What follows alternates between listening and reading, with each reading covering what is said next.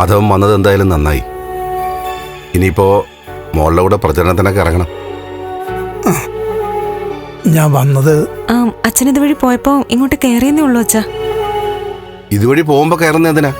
ഇങ്ങോട്ടായിട്ട് വന്നൂടെ?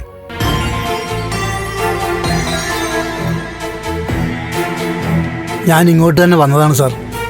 അച്ഛാ, നീ വിഷമിക്കാതെ, എൻ്റെ അവസ്ഥ സാറിന് മനസ്സിലാവും.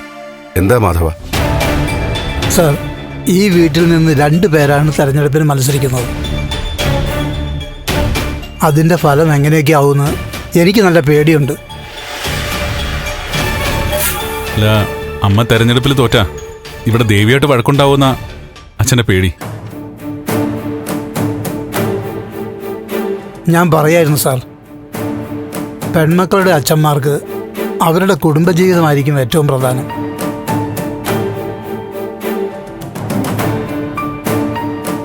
ഞാൻ പറയുന്നത് സാറിന് മനസ്സിലാവുമല്ലോ. ഇവിടെ ഉണ്ടല്ലോ ഒരു മോള്. ഇവിടെ ഒരു മോളല്ല, 2 പെൺമക്കളാ. രജനിയെ പോലെ ദേവിക എന്റെ മോളാ.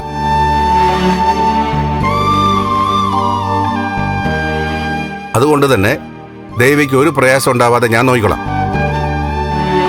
മാധവൻ അക്കാര്യം ഓർത്ത് വിഷമിക്കണ്ട. സാറിൻ്റെ വാക്കുകൾ കേട്ടപ്പോൾ മനസ്സും തണുത്തു. ഓരോ ദിവസം കഴിയുന്തോറും ഓരോ പ്രശ്നങ്ങളുണ്ടാവുന്നു. എന്തൊക്കെയോ കുഴപ്പങ്ങൾ വരുമ്പോലെ ഒരു പേടി. ഒരു പേടിയും വേണ്ട മാധവ. പിന്നെ ദേവിക്ക് ബുദ്ധിമുട്ടുകൾ നേരിടാൻ നല്ല ധൈര്യവും കിട്ടിയിട്ടുണ്ട്. നാട്ടിലെ പ്രശ്നങ്ങൾ പരിഹരിക്കാൻ പോകുന്ന ആളാ. ഇതൊക്കെ തനിയെ പരിഹരിച്ചോളും, അല്ലേ മോളെ?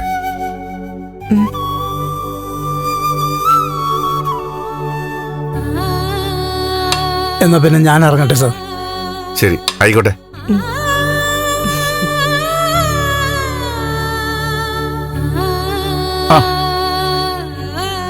മാധവട്ടനെ പോന്നു.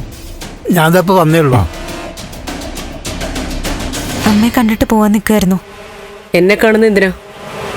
ഞാനല്ലേ വന്ന് കാണേണ്ടത്.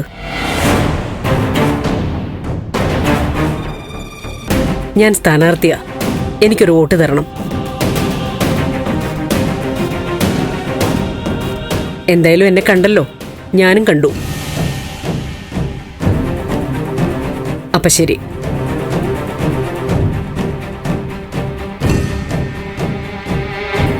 പ്രഭ തമാശ പറഞ്ഞതാ മാധവ.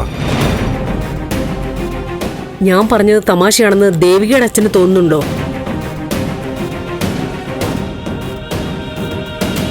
ഞാൻ കാര്യമായിട്ടാ പറഞ്ഞത്. അമ്മ എന്താ ഈ രീതിയിൽ സംസാരിക്കുന്നേ? ഒന്നാമത് അച്ഛൻ വിഷമിച്ച് നിൽക്കുക. അമ്മ ദേവിയും തമ്മിൽ പരസ്പരം മത്സരിക്കുന്നതിന്റെ പേരില്. അങ്ങനെ 2 പേരും കൂടി മത്സരിക്കണ്ടായിരുന്നല്ലോ. അമ്മ കാല് പിടിച്ച് പറഞ്ഞല്ലേ ഇവളോട് പിന്മാറാൻ. അവിടെ വീട്ടിൽ അറിഞ്ഞു കാണുമല്ലോ. അച്ഛനും അമ്മയ്ക്കും മോളോടൊന്ന് ഉപദേശിച്ചൂടായിരുന്നോ? ചേച്ചി പ്ലീസ്, എന്റെ വീട്ടുകാർ ഇതിനിടയിൽ പിടിച്ചിടരുത്.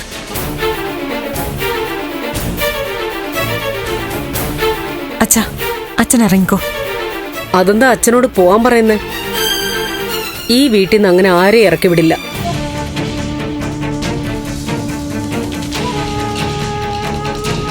സത്യം പറയുമ്പോ വിഷമിക്കേണ്ട കാര്യവുമില്ല.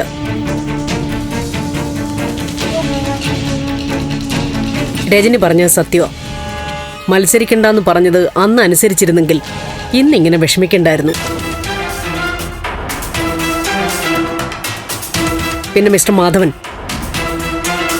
ഒരു കാര്യം നേരത്തെ പറയാം. മാനസികമായിട്ട് ഒന്ന് തയ്യാറെടുക്കാൻ വേണ്ടിയാ. റിസൾട്ട് വരുമ്പോ മകള് തോൽക്കും. കെട്ടിവച്ച കാശ് കിട്ടിയ ഭാഗ്യം. അന്നേരം വിഷമിക്കണ്ട. അങ്ങനെ ചിന്തിക്കാൻ പാടില്ല. എന്നാലും ദേവിക തോറ്റാ മതി എന്നാണ് ഞാൻ പ്രാർത്ഥിക്കുന്നത്. മാധവൻ പ്രാർത്ഥിച്ചിട്ട് കാര്യമുണ്ടോ? ദേവതനും കൂടെ തോന്നണ്ടേ? രാമപുരം മണ്ഡലത്തിൽ നിന്ന് ജയിക്കുന്നത് VDF. ദേവിക ജയിക്കും.